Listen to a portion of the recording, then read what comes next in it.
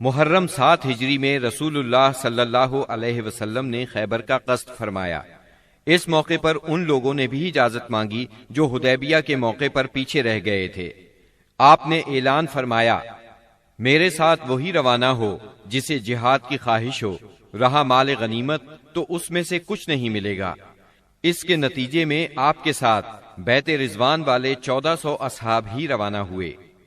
آپ نے مدینے کا انتظام سبا عرفتہ بن غفاری رضی اللہ عنہ کو سونپا، پھر خیبر جانے والے جانے پہچانے راستے پر چل پڑے۔ قریباً نصف راستہ طے کرنے کے بعد آپ نے ایک دوسرا راستہ اختیار فرمایا جو ملک شام کی جانب سے خیبر پہنچاتا تھا۔ اس سے آپ کا مقصد یہ تھا کہ یہودیوں کے لیے ملک شام کی طرف بھاگنے کا راستہ بند کر دیں۔ آپ نے سفر کی آخری رات خیبر کے پاس گزاری، مگر یہودی بے خبر رہے۔ پھر فجر کی نماز اندھیرے میں پڑھی اور سوار ہو کر خیبر کا رخ کیا۔ ادھر یہود بے خبری میں اپنے پھاوڑے اور ٹوکریاں وغیرہ لے کر اپنی زمینوں کی طرف نکلے۔ انہوں نے اچانک لشکر کو سامنے دیکھا تو چیختے ہوئے بھاگے۔ اللہ کی قسم، محمد لشکر سمیت آ گئے۔ نبی صلی اللہ علیہ وسلم نے فرمایا، اللہ اکبر، خیبر تباہ ہوا۔ جب ہم کسی قوم کے میدان میں اتر پڑتے ہیں تو ڈرائے ہوئے لوگوں کی صبح بری ہو جاتی ہے۔ خیبر مدینہ منورہ سے 171 کلومیٹر شمال میں واقع ہے۔ اس وقت اس کی آبادی 3 حصوں میں بٹی ہوئی تھی، ایک نطات، دوسرے قتیبہ اور تیسرے شق۔ نطات میں 3 قلعے تھے، حصن نائم، حصن صعب بن معاذ اور حصن قلعہ زبیر۔ شق میں 2 قلعے تھے، حصن ابی اور حصن نزار۔ اور قتیبہ میں 3 قلعے تھے، حصن قموس، حصن وتیح، حصن سلالم۔ ان کے علاوہ خیبر میں مزید قلعے اور گڑھیاں بھی تھیں، مگر وہ چھوٹی تھیں اور طاقت اور حفاظت میں ان کے ہم پلہ نہیں تھی۔ رسول اللہ صلی اللہ علیہ وسلم نے نطات کے قلعوں کے مشرق میں تیروں کی پہنچ سے دور پڑاؤ ڈالا اور حصن نائم کے محاصرے سے جنگ کا آغاز کیا۔ یہ بہت بلند، محفوظ اور مشکل چڑھائی والا قلعہ تھا اور یہود کی پہلی دفاعی لائن کی حیثیت رکھتا تھا۔ اسی میں ان کا شاہزور بہادر مرحب بھی تھا۔ یہ 1000 مردوں کے برابر مانا جاتا تھا۔ چند روز تک فریقین میں تیر اندازی ہوئی، پھر رسول اللہ صلی اللہ علیہ وسلم نے فتح کی بشارت دیتے ہوئے فرمایا، کل میں جھنڈا ایسے شخص کو دوں گا جو اللہ اور اس کے رسول صلی اللہ علیہ وسلم سے محبت رکھتا ہے اور جس سے اللہ اور اس کے رسول محبت کرتے ہیں۔ آپ کا یہ فرمان سن کر سب انصار اور مہاجرین نے اس آرزو میں رات گزاری کہ جھنڈا اسے دیا جائے۔ صبح ہوئی تو آپ نے فرمایا، علی کہاں ہیں؟ صحابہ کرام نے بتایا، ان کی آنکھ آئی ہوئی ہے۔ آپ نے انہیں بلا بھیجا، وہ لائے گئے۔ آپ نے ان کی آنکھوں میں لعاب دہن لگایا اور دعا فرمائی۔ وہ اسی وقت شفا یاب ہو گئے، گویا انہیں کوئی تکلیف تھی ہی نہیں۔ پھر انہیں جھنڈا دیا اور فرمایا، جنگ سے پہلے انہیں اسلام کی دعوت دو۔ ادھر یہود نے اپنی عورتیں اور بچے شق کے قلعے میں بھیج دیے تھے اور اس صبح طے کیا تھا کہ کھلے میدان میں جنگ کریں گے۔ چنانچہ جب سیدنا علی رضی اللہ عنہ ان کے پاس پہنچے تو انہیں جنگ کے لیے تیار پایا۔ آپ نے انہیں اسلام کی دعوت دی، انہوں نے صاف انکار کر دیا۔ مرحب نے فخر اور غرور سے تلوار لہرائی اور دعوت مبارزت دی، یعنی اپنے مقابلے میں کسی کو بھی آنے کے لیے للکارا۔ اس نے یہ شعر پڑھا، قد علمت خیبر انی مرحب، شاک السلاح بطل مجرب، اذا الحروب اقبلت تلہب۔ یعنی خیبر جانتا ہے کہ میں مرحب ہوں، ہتھیار پوش، بہادر اور تجربہ کار، جب جنگ و پیکار شعلہ زن ہو۔ اس کے مقابلے میں سیدنا عامر بن اقوا رضی اللہ عنہ نمودار ہوئے۔ وہ کہہ رہے تھے، قد علمت خیبر انی عامر، شاک السلاح بطل مغامر۔ یعنی خیبر جانتا ہے میں عامر ہوں، ہتھیار پوش، شہزور اور جنگجو۔ پھر دونوں نے ایک دوسرے پر وار کیا۔ مرحب کی تلوار سیدنا عامر کی ڈھال میں پھنس گئی۔ انہوں نے چاہا کہ اپنی تلوار اس کی پنڈلی پر ماریں، لیکن ان کی تلوار چھوٹی تھی، اس کی پنڈلی تک پہنچنے کی بجائے پلٹ کر خود ان کے گھٹنے میں آ لگی۔ بعد میں انہوں نے اسی چوٹ سے انتقال کیا۔ نبی صلی اللہ علیہ وسلم نے سیدنا عامر کے بارے میں فرمایا، ان کے لیے دگنا اجر ہے، وہ بڑے جانباز مجاہد تھے، کم ہی ان جیسا کوئی عرب روئے زمین پر چلا ہوگا۔ سیدنا عامر رضی اللہ عنہ کے زخمی ہو جانے پر سیدنا علی رضی اللہ عنہ مرحب کے مقابلے پر آئے۔ آپ یہ شعر پڑھ رہے تھے، انا الذی سمتنی امی حیدرا کلیس غابات کریہ المنظرا اوفیہمی بالصاع کیل السندرا، یعنی میں وہ شخص ہوں کہ میری ماں نے میرا نام حیدر یعنی شیر رکھا ہے، جنگل کے شیر کی طرح خوفناک، میں انہیں سا کے بدلے نیزے کی ناپ پوری کروں گا۔ اس کے بعد مرحب کے سر پر تلوار کا ایسا وار کیا کہ وہ وہیں ڈھیر ہو گیا۔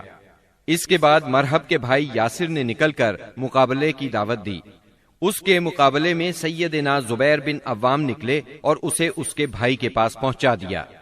پھر گھمسان کی لڑائی چھڑ گئی، بہت سے یہودی مارے گئے، جس سے ان کے حوصلے پست ہو گئے اور وہ اپنے مورچے چھوڑ کر بھاگ نکلے۔ مسلمانوں نے ان کا پیچھا کیا اور بزور قلعے میں داخل ہو گئے۔ یہود اس قلعے سے بھاگ کر اس کے ساتھ والے قلعے حصن الصاب میں مورچہ بند ہو گئے۔ ادھر مسلمانوں کو قلعہ حصن نائم میں بہت سا غلہ، کھجوریں اور اسلحہ ملا۔ اس کے بعد مسلمانوں نے سیدنا حباب بن منذر رضی اللہ عنہ کی قیادت میں حصن صاب کا محاصرہ کر لیا۔ یہ محاصرہ 3 دن جاری رہا۔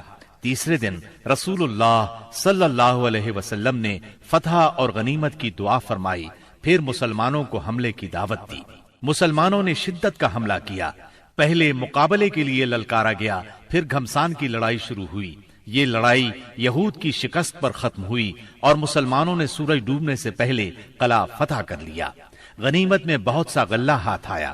اس قلعے میں سب سے زیادہ خوراک اور چربی تھی۔ اس طرح یہ مسلمانوں کے لیے سب سے کارآمد قلعہ ثابت ہوا۔ مسلمان اس سے پہلے سخت بھوک کا شکار تھے، چنانچہ بہت سے لوگوں نے گدھے ذبح کر دیے، لیکن اللہ کے رسول صلی اللہ علیہ وسلم نے ان کو کھانے سے منع فرما دیا۔ چنانچہ آپ کا حکم پا کر چولہوں پر چڑھی ہوئی ہانڈیاں الٹ دی گئیں۔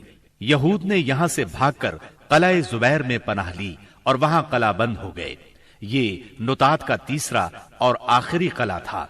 مسلمانوں نے آگے بڑھ کر اس کا بھی محاصرہ کر لیا۔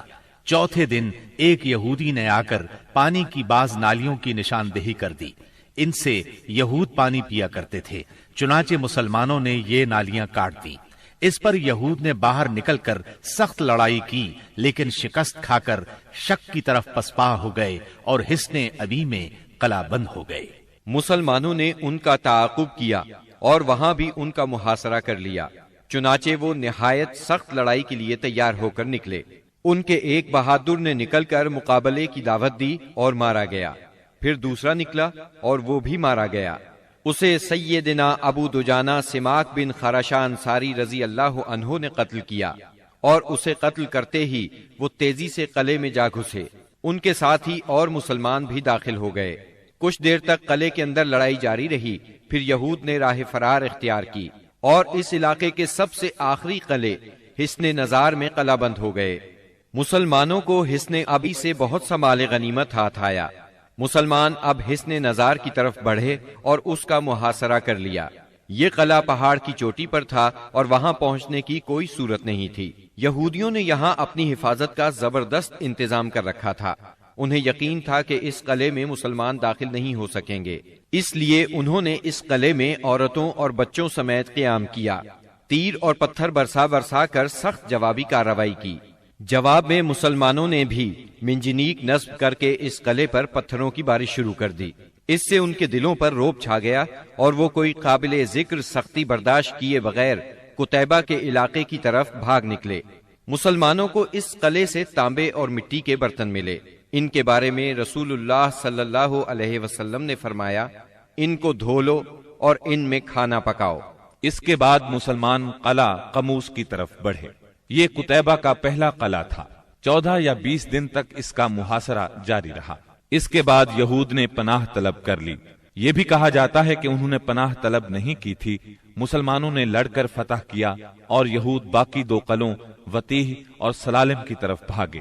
لیکن جب مسلمانوں نے ان کے محاصرے کے لیے پیش قدمی کی تو یہود نے اس شرط پر امان طلب کر لی کہ وہ عورتوں اور بچوں سمیت خیبر کی سرزمین سے جلا وطن ہو جائیں گے۔ رسول اللہ صلی اللہ علیہ وسلم نے یہ شرط مان لی اور آپ نے یہ بھی اجازت دی کہ سونے، چاندی، گھوڑے اور ہتھیاروں کے علاوہ وہ اپنی سواریوں پر جو کچھ اور جتنا کچھ لاد سکتے ہیں لے جائیں، اور اگر کچھ چھپایا تو ذمہ ختم سمجھا جائے گا۔ اس کے بعد انہوں نے باقی 3 قلعے مسلمانوں کے حوالے کر دیے۔ مسلمانوں کو 100 زرہیں، 400 تلواریں، 1000 نیزے اور 500 عربی کمانیں ہاتھ آئیں۔ ان چیزوں کے علاوہ تورات کے کچھ صحیفے بھی ملے، لیکن یہ مانگنے والوں کو واپس دے دیے گئے۔ کنانہ ابن ابی الحقیق اور اس کے بھائی نے بدعہدی کی اور بہت سا سونا چاندی اور جواہرات چھپا دیے، لہٰذا ان سے ذمہ ختم ہو گیا اور بدعہدی کی سزا میں ان دونوں کو قتل کر دیا گیا۔ حیی بن اخطب کی صاحبزادی سیدہ صفیہ کنانہ کے نکاح میں تھیں، انہیں قیدیوں میں داخل کر لیا گیا۔ اس غزوے میں کل 93 یہودی مارے گئے جبکہ مسلمان 15 کے قریب شہید ہوئے۔ سیدنا عمرو بن امیہ زمری رسول اللہ صلی اللہ علیہ وسلم کا خط لے کر نجاشی کے پاس گئے تھے۔ جب وہ حبشہ کے مہاجرین کو ساتھ لے کر واپس ہوئے تو ان میں سے ایک جماعت نے خیبر کا رخ کیا، جس میں سیدنا ابو موسیٰ اشعری اور جعفر بن ابی طالب رضی اللہ عنہما بھی تھے۔ یہ لوگ رسول اللہ صلی اللہ علیہ وسلم کے پاس پہنچے تو خیبر فتح ہو چکا تھا، لیکن ابھی مال غنیمت تقسیم نہیں ہوا تھا۔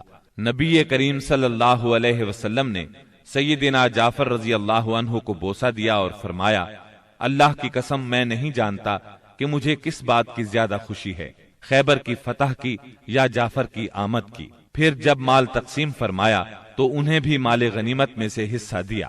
سیدہ صفیہ بنت حیی بن اخطب کو جب قیدیوں میں شامل کیا گیا تو انہیں رسول اللہ صلی اللہ علیہ وسلم کی اجازت سے دحیہ بن خلیفہ کلبی رضی اللہ عنہ نے لے لیا، لیکن صحابہ کرام نے آ کر عرض کیا، اے اللہ کے رسول صلی اللہ علیہ وسلم، صفیہ صرف آپ کے شایان شان ہیں، وہ بنو قریظہ اور بنو نذیر کی سردار ہیں۔ اس پر رسول اللہ صلی اللہ علیہ وسلم نے انہیں بلایا اور اسلام کی دعوت دی۔ انہوں نے اسلام قبول کیا۔ اس پر آپ نے انہیں آزاد کر دیا، انہیں نکاح کی پیشکش کی۔ ان کے منظور کرنے پر آپ نے ان سے شادی کر لی اور ان کی آزادی ہی کو ان کا مہر قرار دیا اور انہیں عورتوں کے حوالے کر دیا۔ جب خیبر اور وادی القریٰ فتح ہو گئے، فدق اور تیما کے باشندوں نے اطاعت قبول کر لی تو آپ نے مدینہ واپسی کی راہ اختیار فرمائی۔ راستے میں سیدہ صفیہ رضی اللہ عنہا کی رخصتی عمل میں آئی۔ دوسری صبح آپ نے کھجور، گھی اور پنیر کا ولیمہ کھلایا اور 3 روز شب عروسی کے طور پر ان کے ساتھ قیام فرمایا، پھر روانہ ہوئے۔ سفر 7 ہجری کے آخر یا ربیع الاول 7 ہجری کے اوائل میں مدینہ منورہ تشریف لائے۔ خیبر سے مدینہ آ کر رسول اللہ صلی اللہ علیہ وسلم مطمئن ہو گئے تھے کہ اطلاع ملی بنو انمار، ثعلبہ اور محارب کے بدو جمع ہو رہے ہیں۔ آپ نے مدینہ منورہ کا انتظام سیدنا عثمان بن عفان رضی اللہ عنہ کو سونپا، 700 صحابہ کو ساتھ لیا اور 2 دن کے فاصلے پر واقع مقام نخل کا رخ کیا۔ وہاں بنو غطفان کی ایک جمعیت سے آمنا سامنا ہوا۔ دونوں فریق ایک دوسرے کے سامنے آئے لیکن جنگ نہ ہوئی۔ نماز کی اقامت ہوئی تو نبی صلی اللہ علیہ وسلم نے مسلمانوں کو صلاۃ خوف پڑھائی، یعنی پہلے ایک گروہ کو 2 رکعت نماز پڑھائی، پھر وہ لوگ پیچھے چلے گئے تو دوسرے گروہ کو 2 رکعت نماز پڑھائی۔ اس طرح آپ کی 4 رکعت نماز ہوئی اور لشکر کی 2 رکعت۔ یہی صلاۃ خوف ہے۔ اس کی اور بھی کئی صورتیں ہیں، احادیث میں وضاحت موجود ہے۔ پھر اللہ نے دشمن کے دل میں مسلمانوں کا رعب بٹھا دیا، وہ منتشر ہو گئے اور رسول اللہ صلی اللہ علیہ وسلم مدینہ منورہ لوٹ آئے۔